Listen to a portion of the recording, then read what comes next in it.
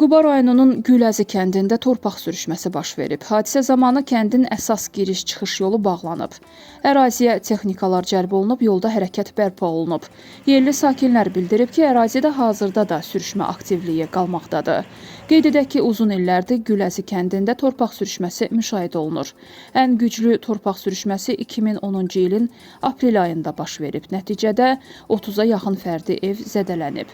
Sakinlər üçün Yeni Güləzi kəndində yeni fərdi evlər inşa edilərək ora köçürülüblər. Lakin əhalinin bir qismi hələ də Güləzi kəndində yaşamaqdadır.